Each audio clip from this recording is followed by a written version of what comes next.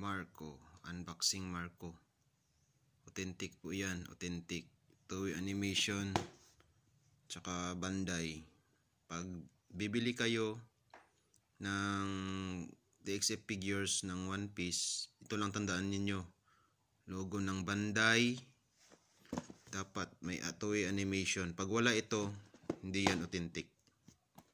So, umpisa na natin. Marco, natanggal ko na yung tape. Oops, unboxing. Oh. BIB condition po ito. BIB condition. Back in the box. Mahal po ang price pag back in the box. Pag may box ang isang figure, mahal yan. Medyo mataas. Hindi naman mahal. Medyo mataas lang yung price. Di tulad nitong ISO, ito ISO loose to, wala tong box. Mas nabili ko to ng 350. Authentic din to, may markings. Kita nyo. Bandai. Bandai Spirits made in China. Made in China yan, pero authentic to pag may markings. Pag walang markings yan dyan sa base or dito sa katawan, hindi yan authentic. Minsan kasi may markings sa katawan ang mga figures. Yung mga palatandaan nilang authentic. Marco.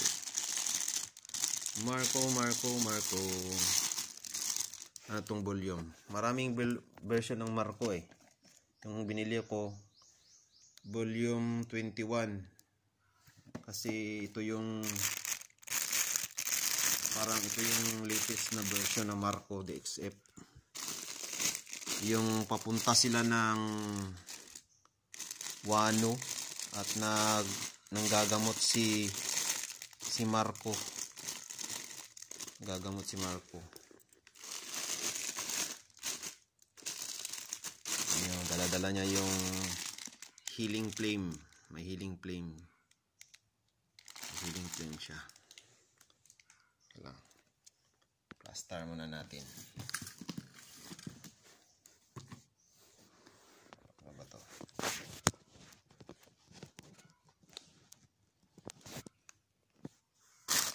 Dito na tanggal.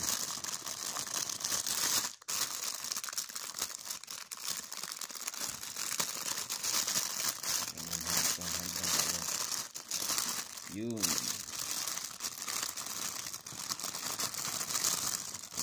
I-assemble mo po kasi ito. Yung peg. Ito yung peg. Ito yung palatandaan ng authentic. Pag authentic, ganito yung peg nila. Yan, solid yan. Yan, yung healing flame, yung power niya. Rare na devil fruit user to si Marco sa One Piece. Sa mga mahilig manood ng One Piece, sa mga kanakama ko, nakama, crewmates in English, nakama. Yan. Tapos ito yung base. Mahirap magtanggal ng isang kamay. Ang kamay yung gamit.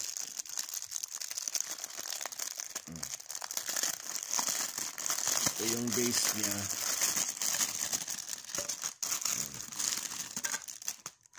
May markings din. Yan. Markings yan. May number. Ano ba? Di makita.